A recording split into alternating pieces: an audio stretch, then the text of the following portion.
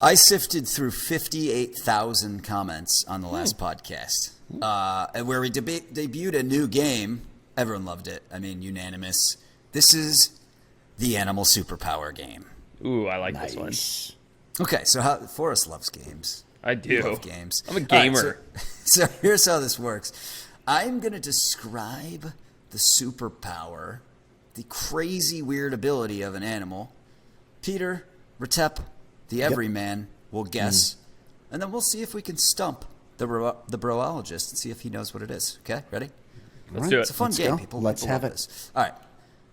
So this animal, if it eats something that's bad, right? Let's say it eats something foul. It's out in nature, right? It doesn't have a fridge. It might eat something that makes it feel a little sick, right? What it does is it doesn't throw up the way that we throw up, where you puke your guts out. It literally takes its stomach, detaches it from whatever it's attached to, throws up its entire stomach, then it takes the stomach and uses its hands, manually cleans it out, and then swallows the stomach again. I find this to be fucking weird. It's disgusting. Yeah, it's gnarly. What are you thinking? What are you thinking, Retep? Where's your head at? I think it's real efficient. I mean, I hate vomiting. If I was comfortable pulling my stomach out and washing it like on one of those old washing boards, I'd definitely be into it. This sounds amphibious to me. This is a frog of some type, and because they're disgusting. I mean, they already have the thing that bulbs out. I mean, things are happening with their bodies. It's just one step to bulb out and push your stomach out. So I'm going frog of some type. I'll say the Martian ho-ho frog. Very good. Good guess. Really good guess. Yeah. Forrest, Did you cheat, or was that an actual guess? Because it is amphibians. It's frogs. Also, some salamanders can do it. And I just feel like, Did you just knew that? I swear to God, I tried to Google it by typing in "animal detaches stomach" quickly, and dude, honor system, no cheater. Googling, man. Yeah, cheater. But don't worry, it didn't work out. It was terrible. There's nothing. Well, it doesn't. My even have understanding animals is American bullfrogs do it. I know certain salamanders do it. Did you have a species in particular, Patrick? I was going with the American bullfrog. I think Will's going to pull up a picture here. Yeah, there you go. Yep, look at that. That's nasty. Projectile stomach. Yeah. Beautiful No, they're specimen. And that's a little guy. They're pretty gnarly animals. They really are. They'll eat anything that can fit in that mouth, too. So they need that. I'm not kidding. American bullfrogs are a massive problem out here on the West Coast. Like, they'll eat turtles, fish, small cats. I mean, you name it. If they can fit it in their mouth, they will eat it. And they're invasive west of the Rockies. So they need that mechanism, because when they go and eat something absolutely vile, they're just like, get that out. Wait, let me ask you this. Would you rather puke into a toilet and just flush it and get a little mouthwash and be done with it, or puke up your actual stomach and then have to manually wash it out with your own hands? That sounds and then re-inhale it. Look, if I think back to some of my collegiate nights where 9 straight hours were spent with my head on the toilet just throwing up, if you're telling me I could have just puked out my stomach, rinsed it, and put it back down and gone back to the party in under 10 minutes, there's zero question I would have taken this power. That's a good point. Yeah. Same. Pretty weird, just pretty gross power, but survival. All right. Here's. I don't think if I see or get a hint that anyone's Googling this time, I'm gonna really freak out. There's no Googling. Right. Of course, you Googled last time. No, I'm saying there's no Googling this time. This time. All right. All right. Actually, if anyone knows what it is, jump in. I'm going to give you one clue at a time. Okay. The muscles, the muscle fibers of this, fibers of this animal's tongue, is the strongest muscle fiber in the animal kingdom. Chameleon. Nope. Okay. They use the tongue to blast insects. 1 pound of their muscle tissue, if you took 1 pound of their muscle tissue and it fired once, it would create enough, this is real, it would create enough force, enough wattage to keep a full-size refrigerator running for 3 months. Good lord. That's how strong this muscle is that this animal uses to blast its tongue out to grab an insect. Okay. Okay. Yeah, I mean, Retep, what do you think? Well, I mean, there'd be no possible way that you would select an amphibious frog again for the second one, but honestly, I feel like they're the only things I can think of because of the game Battletoads from Nintendo, and they eat the flies very powerfully.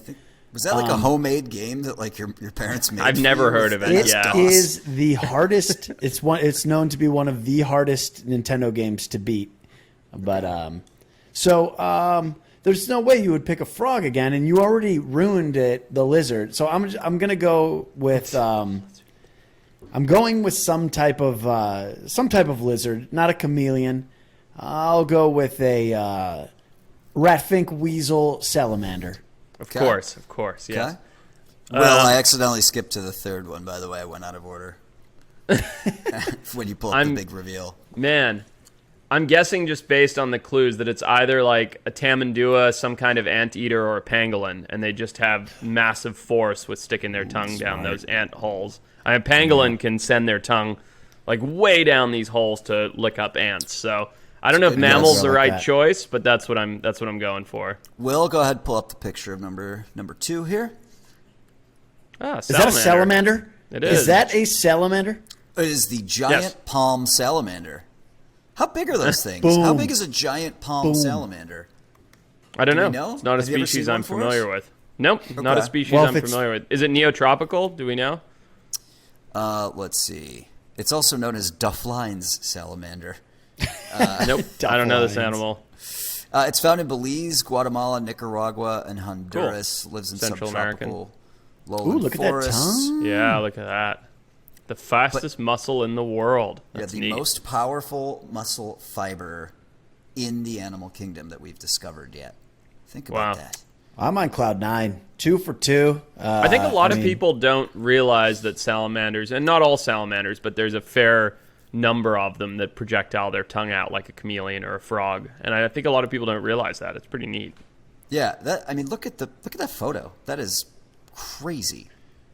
I just Yeah. kind of intuitively, from my insides, knew that. And I don't know why or how I knew that. It's just in your DNA, man. Like just to know stuff. Very good, Retep. Very good. Here we go. Osmosis. It's cool. Gaining So knowledge this from the here's podcast. number 3. I'm learning. This animal does some pretty cool shit.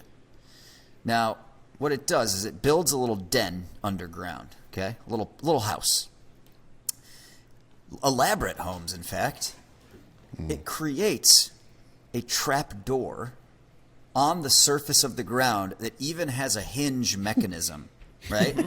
And then it can reach up and hold the door shut so that nothing can get into its house. But like if something's trying to get in. But if it wants to, it can also open the door and bring maybe something to eat in if it likes what's up on top. Yeah. So it's building I couldn't build a door with a hinge if you gave me an infinite amount of money and time. This animal is building a hinged door to its house underground. What do you think? What do you think, Retep?